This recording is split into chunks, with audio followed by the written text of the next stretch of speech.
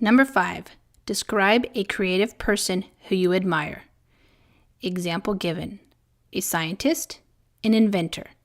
You should say who this person is, what area of creativity they work in, how you know about this person, and explain what work they have created that you particularly admire.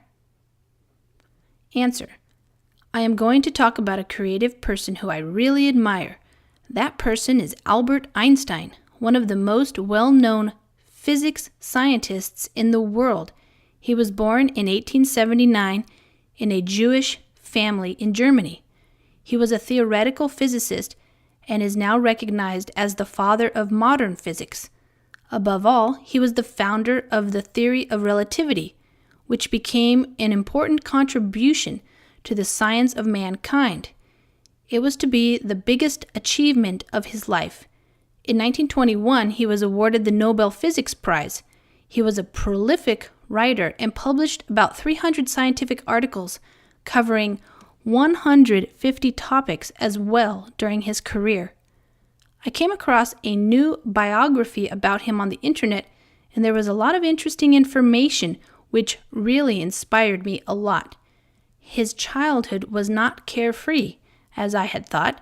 He had a problem learning how to talk until he was about 8 years old. Besides, because of his unconventional character, he tended to be bullied and teased a lot. However, he ignored all these taunts and concentrated on doing experiments in the laboratory. What I really admire about him is how passionately he worked and what he contributed to physics and our understanding of the world. He lived and worked with passion and enthusiasm all his life, and he is a shining example for me to follow. Vocabulary: theoretical physicist. Noun: a person who studies some branch of physics using mathematical models to understand, explain, and predict nature. This is in contrast to a physicist who uses experiments to test ideas. Example: people who study the world through building mathematical models are called theoretical physicists. Founder.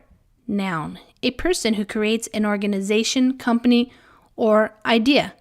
Example: Bill Gates is the founder of Microsoft. Relativity. Noun: the word for how things only have importance in relation to other things.